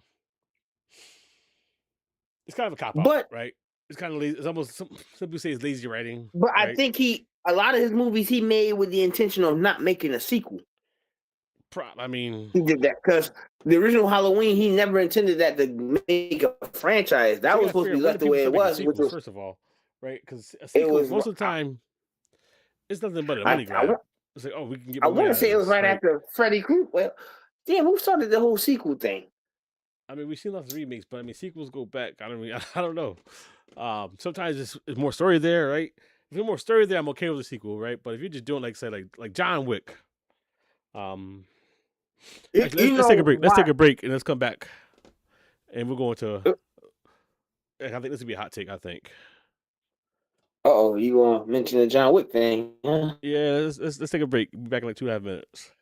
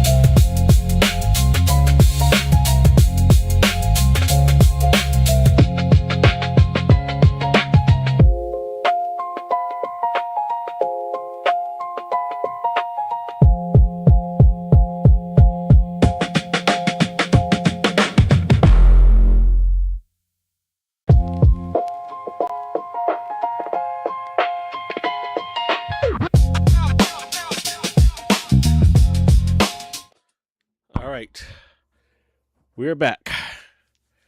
So we were starting to get to an area I think was going to turn into a kind of hot take. Yeah, I'm Like, you know curious what? about your answer there. And You want to say something? I want to say some things that um maybe controversial. I don't know. I mean, hopefully it's not too controversial. Sequels, right? We talk about sequels, and the sequels become overkill, right? Mhm. And I think a lot of times Yeah, now, right, if there's a story there, I can get behind a sequel if there's a story there to be told, right? There's some things I want to see sequels of because I know there's more story there, and there's other sequels where like this has become a money grab. Not only is it a money grab, but you ruined the whole series to begin with, right? So one yeah, example is going to be like I said, we just talked about John Wick, right? I didn't want to watch John Wick for a while. I didn't watch it till like I think the fourth one came out. Finally, I sat down. Everybody talked about it. I thought it was ridiculous. Because I knew it was going to be just like an action movie, a typical action movie, probably kind of bore me. But I watched the first one, and I thought this is a great film. yeah. And then I went and watched the second one, and then like I watched the second one, was like all it did was set up a sequel. That's all it did. It was like this is not a good movie at all. And then the third one came out, and it's like nope, this is continuing. Then the fourth one, it's like okay, yeah. And then you got Ballerina. That was almost somewhat new, but it's still just a money grab, Yeah. and it feels like a Oh, money and grab. don't forget about the show. They had a show on, I Oh, that's believe, right. They have Peacock or the Prime. Citadel, whatever it The was. Continental. Yeah, It was called the Continental. I didn't watch the show, but I was like, this is just Yeah. like the It people was watching setting it. up Like how the people Winston had took like over. you could see the people they didn't have like a belief in the story anymore either. The Yeah. actors were getting Like they just made him the boogeyman. They just made him like, but the first one delved into it. Now, if they would have done a prequel of how he became the Baba Yaga, that would have been pretty good. But they kind of ruined it with all these other movies that they came out with already. yeah. I'm saying it's not the only one. So, Like I said, like First Blood, oh right? yeah, Fast First and Blood was another Furious. one that was phenomenal. It was Yeah, a phenomenal movie. When I first got in the certain movies they military, shouldn't have touched. that movie spoke They to shouldn't have to me, touched. and then they made more of them, and it's like, oh, this is terrible. That's Fast like and the matter of fact, Furious. this might be controversial. I am a Halloween fan. I'm kind of on the fence about. I think in some aspects, I believe the first Halloween '78 should have been left alone. It should have been a standalone film because it wound up leaving the audience like the bad guy got up and walked away. He won, even though he instilled terror throughout the whole town. Everybody's scared. So when Halloween comes, they close their windows, they lock their doors, and he's the boogeyman. He scared everybody. That Yeah, was his whole purpose. And then they did a cash grab, and then they made it okay. Now she's his sister, but then they kind of screwed that one up because then they retconned that after H2O and the resurrection. They shouldn't have killed her off, and then all of a sudden they brought her back, but then they said, "Oh, she's not a sister." And yeah. then That was on super top of that, funny. why is he targeting her? Oh, he's not targeting her specifically. She just happened to be one that got away, and he sees her again. They're like that new trilogy that they came out with the Blumhouse made no sense. And honestly, I wasn't a fan of it. Yeah. Old man Michael Myers. That's not how I see Michael Myers. He's not my Michael Myers. I mean, Hell he's no. he would be an old man, but I don't know, like, He was in his 60s when they made 2018. yeah, If I'm not mistaken. His character was just turned 60. yeah. Hold up. Well, he would have been 61. He would have been I like 61. I thought it was weird. This old man still moving like this and still picking people up. It's like, come on. Yeah, I'm like, When he's been in come prison, on. or not in prison, but locked away, not able to get physical activity, so he should be But see, pretty fairly weak. they screwed the pooch because they tried to say he's not supernatural, but Yeah. then in Halloween Kills, they made him supernatural. But then when Halloween ends, now he's just a regular beaten down old man who happens to get just a little spurt of energy after he kills someone. That made no damn sense. Like, see, they kept jumping. Like, Halloween Kills is more of who Michael Myers really is. He's Yeah. like damn unstoppable. You know, they played on the supernatural in the first one. In the first film, he had a sense of supernaturalness to him. Because she looks out the window, she sees him by the clothesline. Yeah. And then she looks, and then she barely blinks, and then he's gone. That's supernatural. No, he just walked off. He teleported. Like he's always flirted with the supernatural, and they got away from that in certain movies, and they kind of fed into that in Halloween 4 with the Curse of Thorn, and then it just kept going, and then they made it to where now he has to wipe out his family because they're part. Yeah, it just. Yeah, that's Yeah. the part because I don't know that lore enough. They It's like confused everything. it becomes a cash grab, and the stories become all mixed up. And it really Fast feel and like Furious is another Highlander. one. Like I Yeah. do hate the second one. Oh I yeah. think the second Highlander was still okay to me. Shit. That makes one The of third us. Highlander was. You only like it because of Sean Connery's in it, and he really don't die in the second one. He comes back, he's resurrected, he gets shot up in the police car. Yeah. He makes fun of the fact that he got shot up. He helps Connor, and he doesn't die somehow. And they keep changing like the origins, and like I said, as those got worse, right? And then eventually became a WWE movie, and obviously at that point it's a lost cause, right? And can we agree that most WWE movies are horrible? Yeah, we know that already. I don't think I've seen. I think I saw one that was good. I tried to give the Marine a pass. Not that one. Like the opening scene of the Marine was horrible. It was terrible. But the movie itself. Now I can't get behind. As a Marine, they made a Marine myself. I can't get behind that movie, The Marine. It was so bad. It was a bunch of things that were just wrong, character wise, that I can never get behind. I mean, they made him out to be like the Terminator. It was like different things he was doing that was like, oh, on, this is supposed to be a Marine. It's not a Marine here. It's all wrong. So I can never get behind that one just for the sake of that. I think one of the horror movies they did was good. The one with Kane, I think. See No Evil? I still haven't seen that. That's the one, right, with him? I think that was okay. I still haven't seen that. And then but most WWE films suck. Yeah, most of them suck. Let's put it like that. Yeah. And the fact that they made like 4 or 5 Marine movies. Yeah, they have. Yeah, I was like, oh my God. With different WWE characters too, with different stars. They did one with The Miz.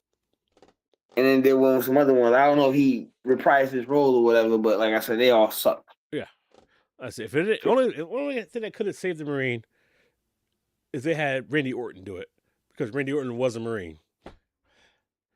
That would have been the only thing that could have saved it. But even then, I don't know.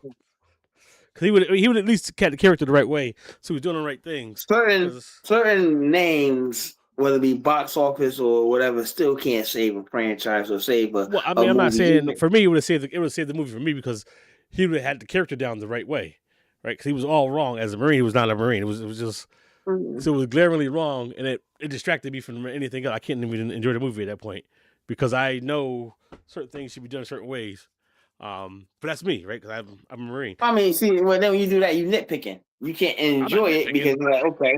But then, honestly, I do that too, especially as a former soldier.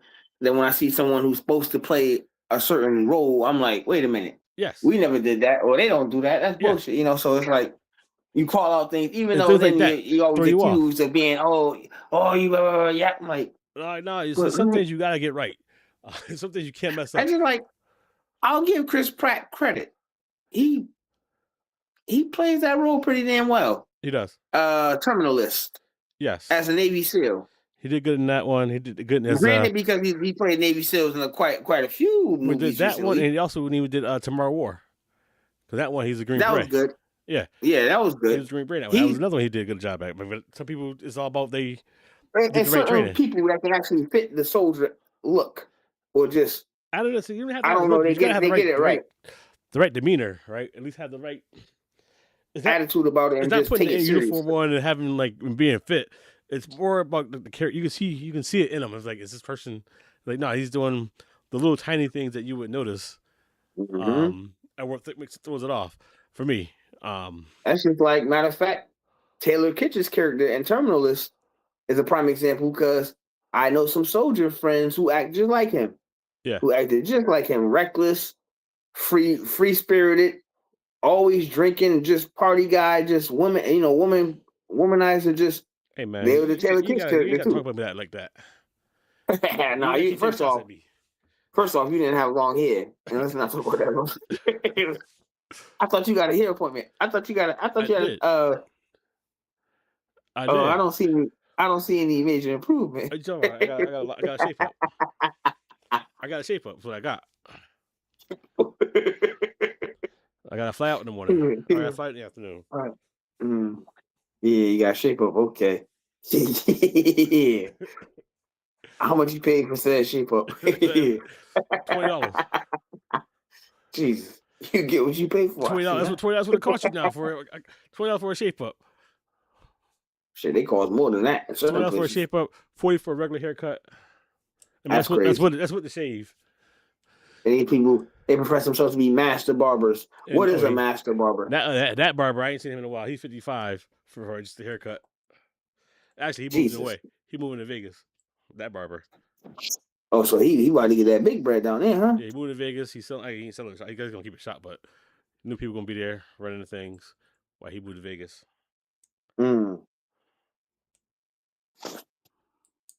But yeah. So that was my hot take. I said we got to stop with these sequels. I said John Wick. People talk about such a good movie. I thought the first one was good, and the rest of them were like, "Oh, it's great. You gotta watch it." Like, these are dog shit movies. I'm sorry. I could say that. After a while, they got too like, okay, he kills like 40 people in the first one, then he kills 60 in the second one, and then it's like he just ups the ante. Like certain movies, like you said. Like I said, the story in the second one was just setting up a third movie. The first movie had a conclusion. The second movie did not have a conclusion. It was setting it up, so he had to make certain movies. Matter of fact, I think Big Trouble in Little China should never come out with a sequel. That movie was perfect the way it is. That ended. Would be my guilty pleasure to talk about. Was going to be Big Trouble in Little China. Yeah, I missed one of mine too, but that's one. It was a flop, but it was a great movie. I don't consider it a flop at all. It was a great movie. It's a flop. It did not do well in the box office. A lot of movies are flops because they just don't do good at the box office. I don't know why it didn't do good. It should have did better. You know what's crazy? Why is Die Hard 3 better than Die Hard 2? I would have thought Die Hard 2 would have been better because it's right after the original, but Die Hard 3 is about that, no. a better movie, and not only that. I like Die Hard 2. There's some people that might enjoy Die Hard 3 more than they enjoy Die Hard. I don't know about that either. I mean, I think Die Hard is arguably the greatest action movie of all time. I mean, that's the general consensus. I believe. I said arguably. And I said that's the general consensus. So, but like I said, he's not like Arnold. He's not Stallone. He's not. He's the one that changed and kind of reset Hollywood. Yeah. And like I said, a lot of people didn't think it would work, but it worked. Like I said, Arnold and Stallone hated Bruce Willis and they hated Michael Keaton because of Die Hard and Batman. Because they changed they were like they worked so hard to be action stars. The action star had to be buff, and they gave everybody all the kids a complex. Between that and He-Man, all the kids got complexes. Now I gotta be in the gym all the time trying to work out because I can't. I got a complex in my head now. Now you got people like The Rock. It's just like but it's like when you get a regular guy that's in there who's not full of the juice, and he's just a regular guy. Nobody cares about The Rock though. Right. And John McClane pretty much is a lucky son of a bitch. He's just lucky. He's unlucky because he gets in these situations, the wrong man, wrong place at the wrong time, always. But he's always lucky enough to survive said interactions. So it's like, but yeah, it's like, oh man, we're talking about sequels. Well, what's the greatest sequel? Aliens. That can be, Aliens. T2 could be there. Wait a minute, Aliens. That's that's this guy's film. Titanic. James Cameron, right? Yeah, I believe so. Did he do the first Alien or no? That was Ridley Scott. Yeah. So Aliens. Honestly, surprisingly, he didn't screw that one up. That was actually contending with it, right? Because you got to think of definitely sequels that are better than the original, right? I think personally, I think T2 is better than the original. I also think that Aliens is better than the original. You gonna hate when I say this, but I also enjoy Lethal Weapon 2 where I enjoy Lethal Weapon. Oh, see, now you tripping. No, I'm not tripping. I just enjoy it better. You know what's crazy? So it's better. I was of the opinion when in my childhood, I enjoyed Lethal Weapon 2 more than the original. However, when I got older, I think I appreciated the original more because you really see how he is a lethal weapon. And the people he went up against, like, maybe it's because my bias with military people in films, I critique it. It's like the fact that the guy he went up against was actually former SF too, Mr. Joshua Gary Busey. He was former Special Forces. and he was menacing. He was killing people and leaving no trail, and how they could track him. So Lethal Weapon is one of those timeless classics, and I think I don't believe Lethal Weapon 2 is better than the original. No, Yeah, I mean, Lethal Weapon is a I good movie. I don't believe. I just prefer watching 2 better than the first one. T2, that's debatable. What debatable? T2 Terminator is definitely 2, better than Terminator 1. I mean, it made more money and it was more action packed, but the original was more of a horror film, and Yeah, that introduced the world to Arnold really to where like he was that menacing character, and to see him as a bad guy, that's always going to stand out to me. So I'm always going to have an affinity or an affection for that film first. Like I'm always going to maybe have a little bit more of a bias of the first Terminator all than those I movies am that T2. were very popular. Were all horror movies originally, right? So Terminator was a horror, Alien was horror, Predator was horror. Predator was action then horror. It was horror, I think. More, I mean, it was action first when they went to the camp. It was action the beginning first, of it is action, and but the rest of it is horror. then it diverged into horror. Yeah. Now I'll tell you, it's a horror movie that people don't think. Arachnophobia That's a horror with Jeff movie. Daniels. But It's a thrill. They call it a thrillomedy. It's one of the first. It's the actual first thriller. It's a thriller. I never cared for but it, it's a comedy too. It's only a comedy because they got John Goodman's character in it. Yeah, to me, like I never cared for it. I don't know why. It scares the shit out of me because I'm scared of spiders. Yeah, so it never did a thing for me. So I never cared for it. Like I said, I was watching movies that shouldn't have been watching, like Hellraiser. And I never really got into Hellraiser. Like I said, I stick to my horror. I'm only Michael Myers. Yeah, see, in my house, we had to watch people get gutted and get gutted for some reason. I don't know why. Hey, he was gutting people too, but they were doing some other things. We had to watch people get their skin peeled off. Y'all watched, like I said, I couldn't get into Hellraiser. I really couldn't get into that interdimensional, because that was more interdimensional. That's what y'all were in, because y'all used to also watch Event Horizon too. Yeah, so we had to watch people get their skin peeled off and get pulled apart. People could just get killed. It had to be. In that house. My household also grew up watching some weird shit too, like Tales from the Crypt. The original Tales, like, oh my god, if you haven't watched Tales from the Crypt, you don't know what you're missing. You do not know what you're missing. I'll be showing my employees. Oh my god! I think, matter of fact, the original pilot episode of Tales from the Crypt is probably one of the best pilot episodes of any show. Yeah, I showed my employee watched that one, and she's like, "Oh my god, it's like your old girl in there." Yeah, you gonna see you about to have a dead go-go girl. Yeah, it was both run through your ass. Yeah, the first 2 pilot episodes. You had that one. I forgot the name of it. It was Shocker. I think that was the name of the episode. And you had the one with Dr. Giggles. Wasn't it The Man Who Was Death? The Man Who Was Death. Yes, The Man Who Was Death. And then the next one was with Santa. Yes. With Dr. Giggles. And that really did traumatize me. That did traumatize me a little bit. That was scary as hell. That was scary for a while. That was scary because that scene where she looks out the window and she sees him climbing up the house. Oh my god! That shit scared the hell out of me. Dude, I was terrified of Santa for a while. Like I remember talking to my dad, like, "Hey man, it's Christmas coming. Like, how does this guy get inside the house? Because we didn't have no chimney in the house, right? Ain't no chimney." That Santa, he was a deranged killer that got loose, right? Yeah. Yeah. And then my father telling me like, "Oh, I gave Santa Claus a key to get in the house to drop." I was like, "What you mean you gave me a key?" Oh yeah, he watched that episode. He gave him a key. This ain't right. he gonna pay up on me. That episode terrified the hell out of me. I'd take him to court and sue him. But it was funny how it started when she killed her husband with the poker over the head. He said, what he say? Come on, let me have it. And she hit him over the head with the poker and killed him. And she's like, what she say? Merry Christmas, you son of a bitch. All right. And that was Quado from Total Recall. Yeah, it was. Quado. No, Quado was the alien name, right? Quado was the alien name. It was I can't remember dude's name. Yeah, Quado was Damn. the name in the stomach. Yeah. His alien. I forgot his human name. Right, the mutant, I Jesus. guess. Yeah, his mutant self. Yes. That was a weird movie, but that was a good movie, actually. Yeah. All right. Now, I that think one didn't deserve matter of fact, we'll talk about this next time, folks.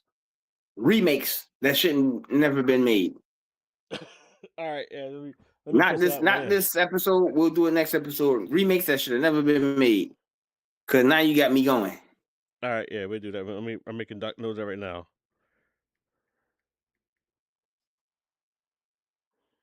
I'm pretty sure everyone has their set of remakes that they. Oh, the Texas Chainsaw Massacre. Where do we start? Oh my God, there's so much meat on that bone right there, just for all those horrible remakes that's come out in the past 15 years. I want to say. Bless you. Thank you. All right, so I saved that there. We come back next week. We'll hit off some of that. We'll talk about something. I figured a debate topic we can debate. I mean, you still want to admit that. Wait, the gun's better than I will never admit that. Even I will never admit that. I'll have to watch it again, but like I said, Where's the Gun was all over the place. The evidence that shows why it's better because it's got the same writer and director, so you saw the real vision. You saw the real vision here. I just think Usual Suspects is the greatest film of all time. I believe it's actually like number 3 or 4. Actually, I believe number 1 is actually Shawshank Redemption. I think that's the official. Well, that's what the vote. Not that's the official.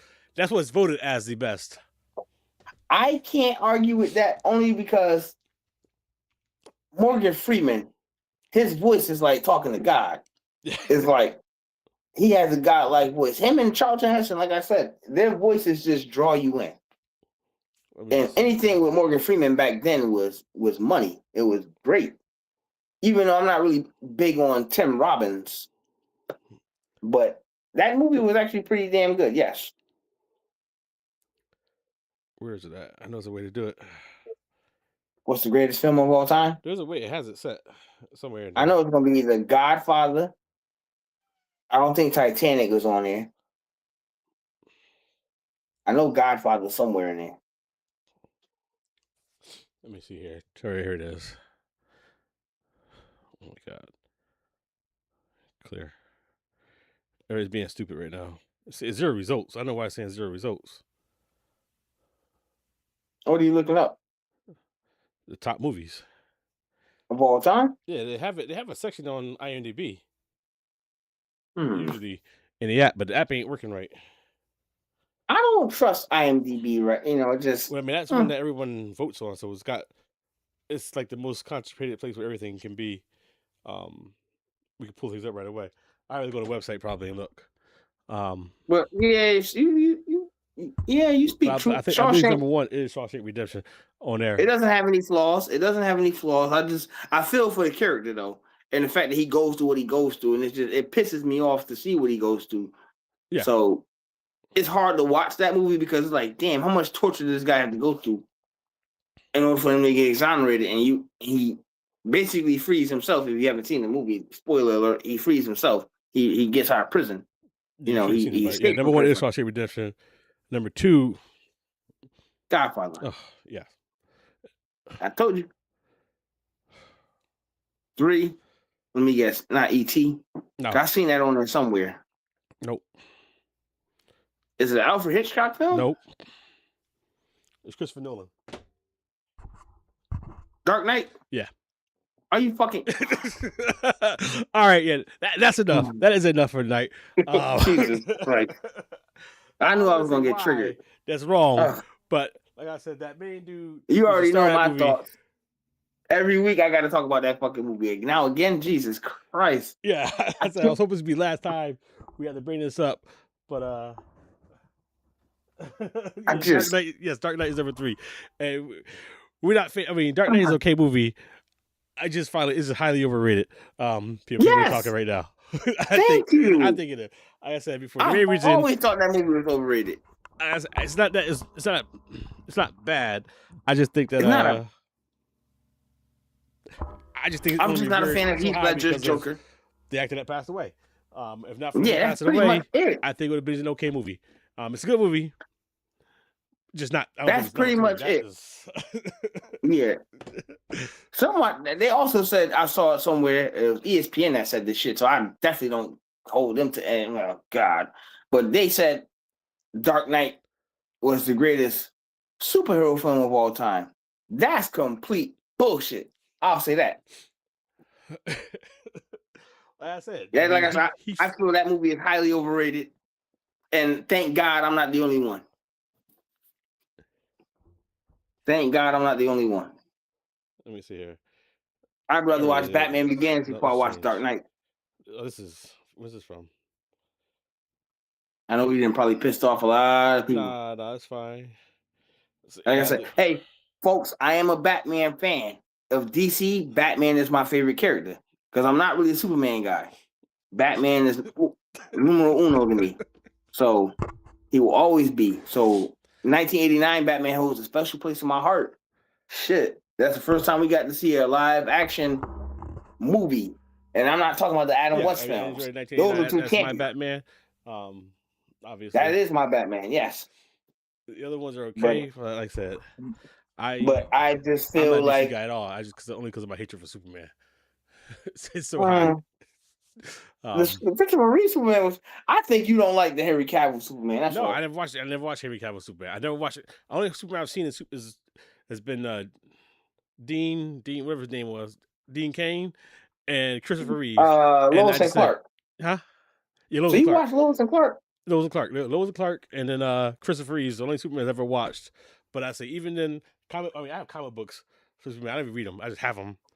I hate those too. I just hate Superman as a character. This newest character that the David Cornsweet, the new Superman, yet. He was pretty damn good. He was comic book accurate. He's tall, he's muscular. It wasn't fake, and he's not G Jolly. He's not G Golly Willigers, but he fits the Midwestern trope of a not a country boy, but like a Midwesterner, but like just. I don't know, man. I can't get my head. He seems pretty wholesome. He's a way different version than oh my God. Christopher Reeves or no, the one that just got fired. The one that got fired is Superman. Yeah, he's way different. So somebody said they agree with you. But I said I don't know enough. I haven't watched it. I can't. He's comic book accurate, and he's it's just my more of what Superman's supposed to be. I have so much hatred for Superman. You would like this Superman. You would really like this Superman. He's I like enjoyable Homelander to watch. I like Homelander. I like Brightburn. You like Homelander because after he got humbled, and he was that part. That was sad. That made me sad right there. It's like, wait a minute, this guy was tough, and he goes right to that. It's like, oh, come on, man. You gotta work your way down. Yeah, never. In that case, you'll never see Superman beg like that. You'll never see the Man of Steel begging on his feet. No, he does it willingly. He does it willingly on his own. I know he does. I can't prove it, but I'm pretty sure he does it anyway. He just does it. He gonna fight to the end, and even then, he still find a way to win. This cat ain't had no powers. He just gave up after he got a couple of measly hits in the face by another man who ain't had no powers now, because Butcher lost his powers too. So it was just 1-on-1 humans, and he didn't know how to fight. He didn't know how to fight, man. Man, without his powers, like I said, without his powers, he ain't shit. At least with Clark's character, even without his powers, he's still strong because he lived hay on a farm. He grew up on a farm, so he's got that strength, or that farmer strength. He's like Brock Lesnar. That's who Superman would be like, Brock Lesnar, a farmer. A farmer? Yeah, pretty much. That's how he got big, farming, and well, he grew up on a farm, I believe. But yeah, David Cornsweet's character, I like his Superman. He's more he's actually to the mythos of Superman. He even rescues a damn squirrel in the movie. All right, as corny as he like, God damn, Superman, you corny as shit. I won't be so angry about Superman. Maybe I'll sit down and watch it. I don't know. Like I said, it's just the fact that a lot of people didn't. For me, I think the issue is that he's just too good, right? And Too look goody at two too shoes. good. Like if he did a little bit bad things, I'd be okay with it. But he does like nothing bad whatsoever. And it's like, come on, you have the power to do whatever you want. You have You to do gotta some watch bad things. you have to watch the animated series. Or matter of fact, you gotta watch the Death of Superman. Like you can't just be When good he all the time, right? It's just not.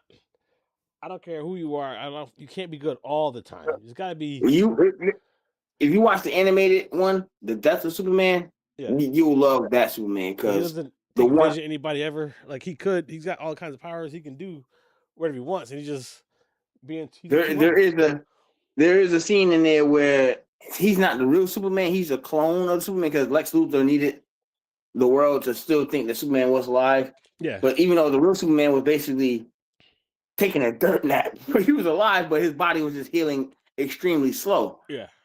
They cloned him, and they had a clone out there doing his work. He actually killed some people in there. Like he killed Toyman because Toyman was a repeat offender. He had just arrested him, and then before they arrested him the second, he killed a child. And this Superman grabbed him and then dropped him from a 30 stories and killed him. Yeah, that makes more sense to me. And they was like, whoa, wait a minute, this Superman is dark. And then there was another one when he fought Superman versus the Elite. That's a good one you like because he's too much of a Boy Scout, but then he kind of unleashes at the end and he's not Superman anymore. And it's like, oh shit, this is how he looks when he's, when he stops holding back, when he stops being goody two shoes, but he did it for a reason. I'm like, oh, okay. Like, wow. But yeah, my favorite character is Batman, but David Cornsweet embodies this, and I really enjoyed this. And I don't go see no Superman movies. That's it. I didn't see Man of Steel. Hi, what do you want? I didn't see that in theaters. I didn't really much like that, but this one I enjoyed very much. And also, Lex Luthor, the guy that Nicholas Hoult, Beast, he played a damn good Lex Luthor. This is probably the best iteration of Lex Luthor since Gene Hackman, God rest his soul, who's been Lex Luthor. Hi, Molly. Molly Ringwald. Molly Ringwald. You're not gonna talk now? You were talking. Now you're not gonna talk anymore. I'm surprised she let you pick up. Well, she came over. Oh, there she go. Right. Here. Hi, Papas. See, you being a good boy right now. Yeah. No, I need some attention. All right. So I need to. I think we're good for today. Let me.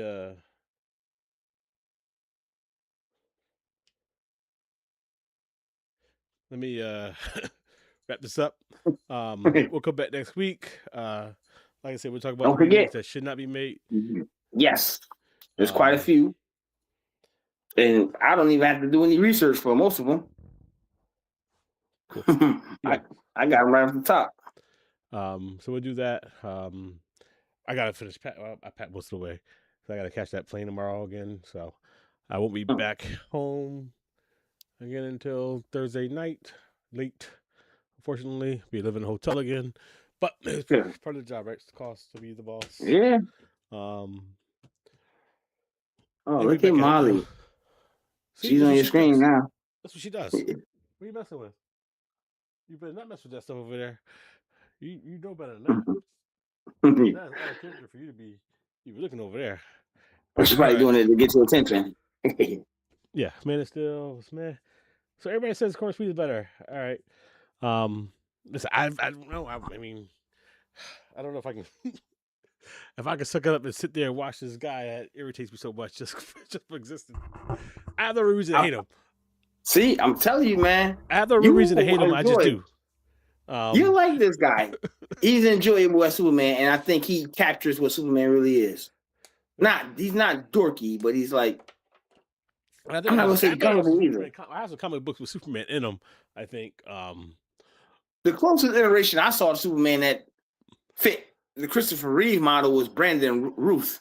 Yeah, I liked his Superman. Yeah, he was indestructible, and he didn't. Even Christopher Reeve, I never liked him. I didn't like him. I just never. I said I like Christopher Reeve Superman. He was probably the more human one. But yeah, David Cornsweet Superman is definitely more human and more relatable. You know what? I do watch the sometimes in the morning because when I'm the animated series. No. It'll be in that one channel. Hey, you know what? Heroes. They'll play those old George Reeve ones, and those don't bother me that much, right? Hey, matter of fact, you know George which one Reeve. you probably you know which one you might like. You might like the guy that's playing Superman now, Tyler Hoechlin. I don't know. That's his name. Old boy from Teen Wolf. He plays Superman on CW. Right, Superman and Lois, or is it Superman? I heard about it. But that was actually pretty damn good. Yeah, that was pretty damn George good. Reeve, the old black and white ones, those don't bother me. Oh, God. I don't know why. You gotta give this guy a shot, so man. I have those on some days. It'll be on. I just won't change. I just don't change the channel. I mean, not really pay attention to it. You would like Wonder Woman. Guy. Actually, yeah, I do. I mean, not that. I don't know if I like Wonder Woman or do I just like what's her name now? I can't remember her name right now. Gal Gadot. No. Linda Blair. Hold on, which one are you talking about? Linda Blair. Yeah, Linda Blair. The original one. The original one, right? Yeah, Linda Blair. I watched that one, but I mean, I don't know if I just I know you watch Wonder Woman, or I just like watching Linda Blair on TV. I know you watch the Gal Gadot one. I know you. No, I didn't watch that either. I don't watch DC movies. I won't watch DC movies because I don't like Superman so much. Wow. I told you. He's not in her movie at all. That's my hatred for Superman. I can tolerate Batman. Wow. But you know what? I'm not even gonna. And I shouldn't say tolerate Batman. I'm not even gonna get triggered because there's a lot of Marvel fans that don't like DC, and there's a lot of DC fans that don't like Marvel. And it's not DC versus Marvel. It's that one character that I just hate. Except for, like I said, thinking about the old George Reeves Superman, I can like I said, some people would equate Superman to Captain America, and sometimes Captain America can piss some people off because like he's too goody two shoes, where he won't kill, where he won't do the necessary thing. And it's like a lot of them situations, like he could have prevented Civil War, but he knew that Bucky killed. He knew that Bucky killed Tony's family, and it's like he held that in, and yeah, that was wrong for him to do that. But like Captain America, he's a goody two shoes, but he came from nothing. He was a pathetic kid. Right? I understand, and I understand Bucky.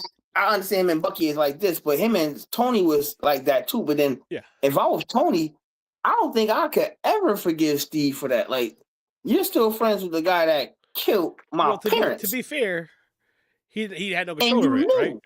And you knew that he killed him. But the fact that he held it from him, that is the problem there, because he held it from him. And then they jumped him. Like, you held it from me. You're supposed to be my best friend. Meanwhile, your best friend killed my parents in cold blood. Yeah. And you knew about it and didn't tell me. You kept it from me. Yes. I don't know if I could ever forgive you for that. No, that was a bad one. Yeah. Very bad one. And it shouldn't happen that way. But I said, when it comes to Captain America being good, he was a runt from Brooklyn, right? He was a very small kid. That got on that juice. He's always been altruistic, right? Like I said, Superman was born with gifts. He had the gifts from the get-go. Now I understand that Zemo said it perfectly. There's never been another Steve Rogers. Yeah. He's too wholesome. He's too wholesome. Yes. Right? I mean, from him being nobody, he's always had the I understand his wholesomeness, but it's like, come on, dude. Sometimes the requirement requires you to kill somebody. Yeah. Like, I know you have this power of restraint. He has an extreme power of restraint. I don't think he's ever killed anybody. Yeah, Superman did come from nothing as well, as I said. But Superman has the ability to do whatever he wants to do. He's known about it his whole life, and that's why the fact that he's never exploited it. Which means he's just like Captain America. They both have great power, and they don't exploit it. They use it for good. They use their powers for good. I don't like Captain America that much either. He doesn't irritate me like the thoughts of Superman being invincible and never taking advantage of anything. Like Captain America doesn't piss me off like that because I do know at his core he's a soldier. Yeah, he follows orders first. At his core, he might break a rule here or there, but he kind of reminds me of Jack Reacher. But he is at his core a soldier. He always, he's always going to follow orders, no matter he might question the orders, Well, he might even go against him in most cases, but Spectacles. he's always going to follow him. Okay. It's dragged on a little longer than I thought it was. Yeah, I know. I was ready to wrap up, but people start showing up and stuff. So Xenia guy, Superman came from nothing as well. Group in the Farm Boy, yeah.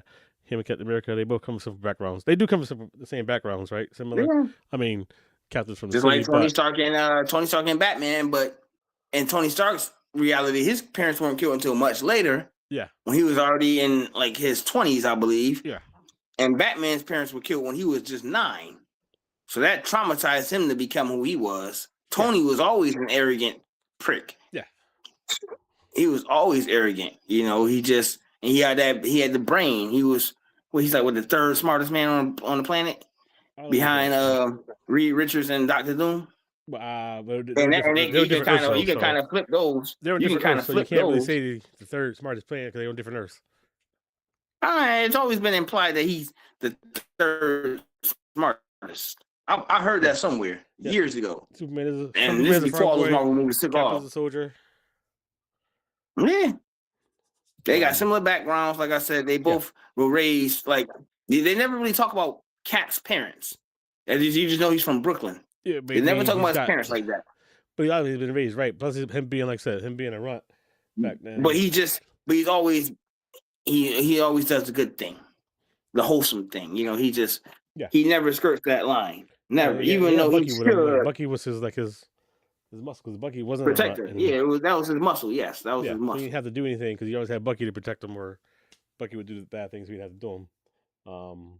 But it's like I can almost predict Captain America more than, but I said I just can't. Homelander's my guy. I'm sorry, but I like Homelander. That version. I don't like Homelander because he basically is Superman unchecked. Yes, but he also follows. He follows orders though. But I need my Superman to be just a little bit more bad. Is what I need for Superman for me to come around to him. Right? He does not take advantage of anything. Like he's got all these abilities. Like you might like in Justice League. You might injustice with a Superman that's a tyrant. I don't know. I don't want to be a tyrant. I just want him to not be so wholesome. Like I mean, like when I watch the George Reeves ones, right? He's mostly. I mean, he comes as Superman once in a while, but generally he's Clark Kent most of the time. He's doing his thing, right? I guess that one. I don't know. I mean, I can get behind. I think Henry Cavill's Superman is the only one that actually killed anybody. Yeah, like when he broke Zod's neck, he didn't want to, but his Superman was more of a benevolent deity. The way they made him, especially in the Snyderverse, when he was Batman vs Superman, they made him almost as if like he was above it all, and I didn't like that. That's not Superman. That's not who Superman is. Yeah. The Snyderverse, excuse my language, they fucked up the Superman mythos, or the ethos that he is. And David Cornsweet brought it back to who he is as an actual person. I heard a lot of people say he's better version of it. Like I said, I've never myself watched it, so I don't know. But that's like some people might disagree and say, like I said, I think Michael Keaton is the best Batman. However, some people might say that I think I heard it somewhere where they said Val Kilmer got official. Thanks for stopping by.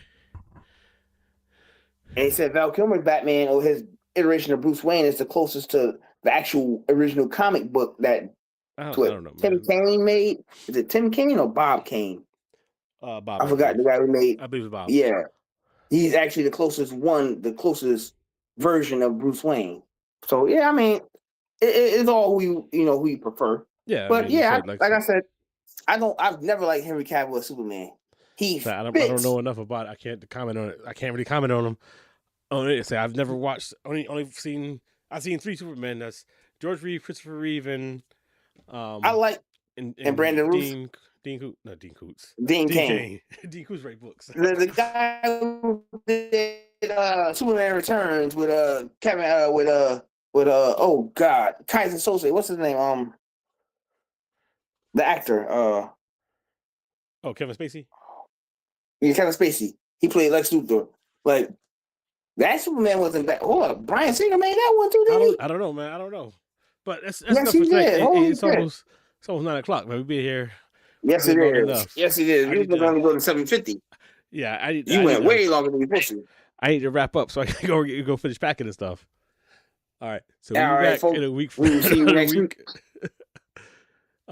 Signing off. Yep, we're signing off. Thank you guys for stopping by. We'll see you next week.